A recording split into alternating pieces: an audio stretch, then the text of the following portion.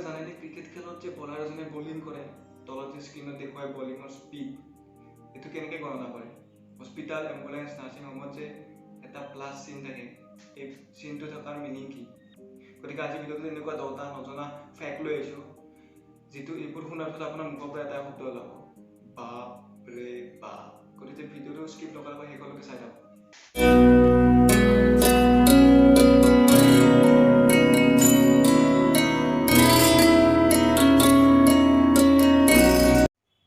cricket খেলত যেতিয়া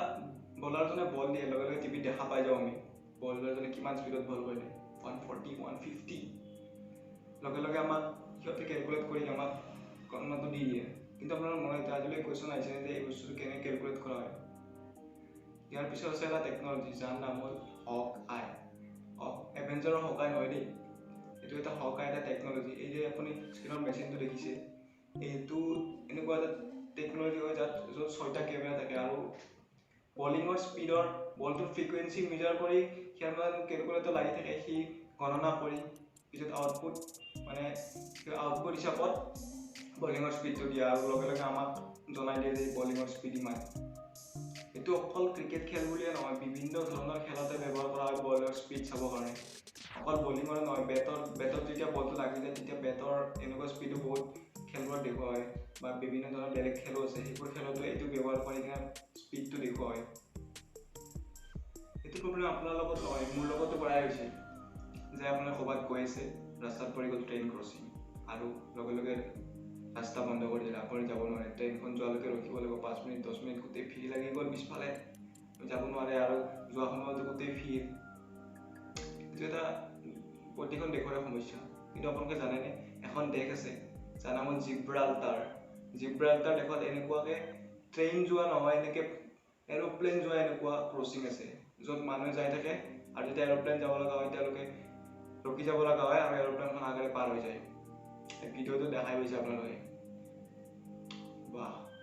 বাকমিনষ্টাৰ ফুলাৰ নামটো সকলোৰে পৰিচিত ক্লাছ 10 ছায়েন্সত আমি পাইছোঁ যে ফুলেৰিন কোনে জন্ম দিছিল বাকমিনষ্টাৰ ফুলাৰ কিন্তু তেওঁৰ লগত জড়িত তেওঁৰ জীৱনৰ লগত জড়িত এটা তথ্য জানেনে এটা ফেক্ট জানেনে আচৰিত ফেক্ট তেওঁ নিজৰ জীৱনটো ডিটেইল লিখিব গৈছিল তেওঁ আমাৰ ডায়েৰী লিখা অভ্যাস সকলোৰে আছে কিন্তু কিমান সময়ৰ মূৰে মূৰে লিখো একদিন বা কিছুমানে এসপ্তাহৰ মূৰে মূৰে লিখে কিন্তু তেওঁ প্ৰতি 15 মিনিটৰ মূৰে মূৰে ডায়েৰী লিখিছিল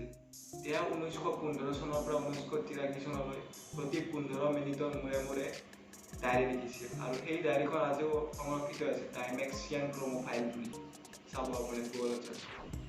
ৱাহ কি মানুহ আছে ন আমাৰ ঘৰত যেতিয়া লাইন যায় লোড শ্বেডিং হয় তেতিয়া আমি কি কৰোঁ ইনভাৰ্টাৰ জ্বলাওঁ বা টৰ্চ জ্বলাওঁ মানে কি আমি বেটাৰীৰ পৰা এনাৰ্জি ইউজ কৰি আছোঁ বেটাৰীটো ইউজ কৰি আমি লাইট ব্যৱহাৰ কৰি আছোঁ বেটাৰীটো ইউজ কৰি আমি কাম কৰি আছোঁ কিন্তু পৃথিৱীত যিমান লাইট আছে পৃথিৱীত যিমান পোহৰ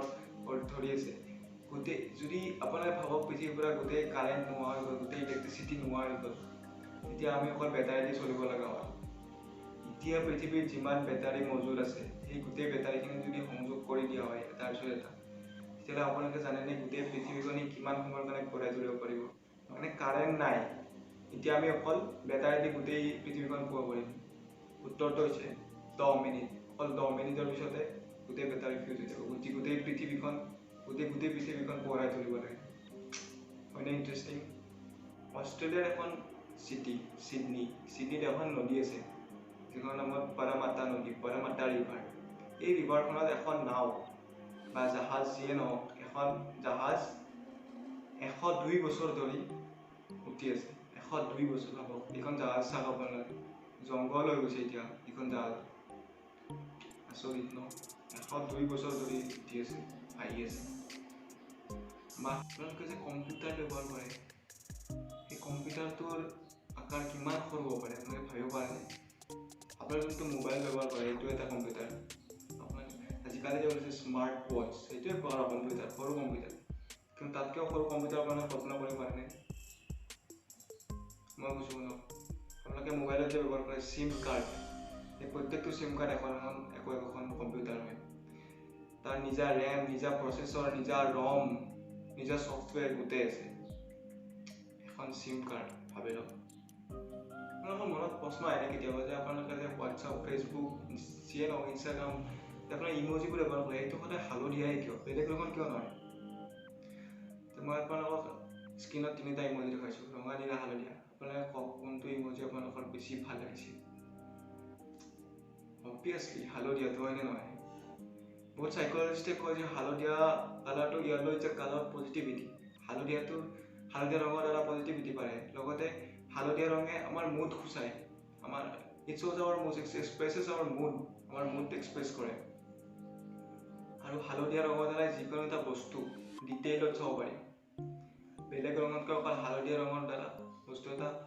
বেছি ডিটেইলত চাব পাৰি সেইকাৰণে এইবোৰত হালধীয়া ইউজ কৰে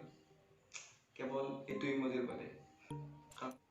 আপোনালোকৰ মনত কেতিয়াবা প্ৰশ্ন আহে যে হস্পিটেলবোৰত হওক এম্বুলেঞ্চবোৰত হওক নাৰ্ছিং হোমবোৰত হওক হ'লে যে এটা প্লাছ চিন থাকে ৰঙা ৰঙৰ এনেকুৱা ধৰণৰ এটা প্লাছ চিন থাকে কি অৰ্থ কি প্লাছ চিনটো কিয় থাকে গতিকে তাৰ লগত এটা অতীত আছে 1963 চনত 1963 চনত এটা সংস্থা স্থাপন হৈছিল যাৰ নাম আছিল ৰেড ক্ৰছ আৰু আজি এই ৰেড ক্ৰছৰ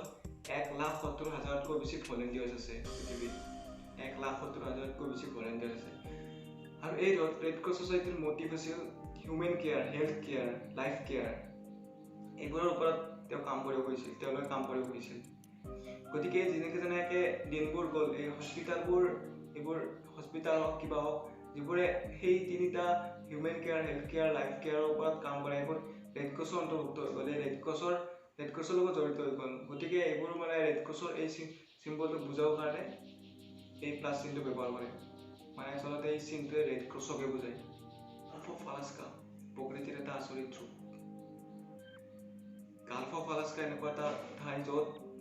2খন মহাসাগৰ আহি লগ লাগিছে কিন্তু তেওঁলোকৰ পানী কেতিয়াও মিক্স নহয় এই ফটোখন চাওক হয়নে প্ৰকৃতিৰ এটা আচৰিত ৰূপ লাষ্ট ফেক্টত এনেকুৱা এটা বেমাৰৰ কথা ক'ম যিটো আপোনাৰ মোৰ আমাৰ সকলোৰে আছে আপুনি মোবাইলটো এৰি একদিন থাকিব পাৰিবনে নোৱাৰে ন ময়ো নোৱাৰোঁ আচলতে এইটো বেমাৰৰ নাম হ'ল নম'ফবিয়া মোবাইল এৰি থাকিব নোৱাৰা বেমাৰ গতিকে আমি সকলোৱে নজনাকৈ ৰোগত আক্ৰান্ত হৈ আছোঁ গতিকে ভিডিঅ'টো চাই কেনে লাগিল কমেণ্টত জনাব আৰু 10টা ফেক্টৰ ভিতৰত কোনটো ফেক্ট আপোনাৰ বেছি ভাল লাগিল নিশ্চয় জনাব আৰু প্লিজ লাইক শ্বেয়াৰ আৰু ছাবস্ক্ৰাইব কৰি দিব আপোনাৰ এই ক্ষুদ্ৰ সহায়ে মোক বহুত প্ৰেৰণা দিব নতুন ভিডিঅ' বনাবলৈ আজিৰ কাৰণে থেংক ইউ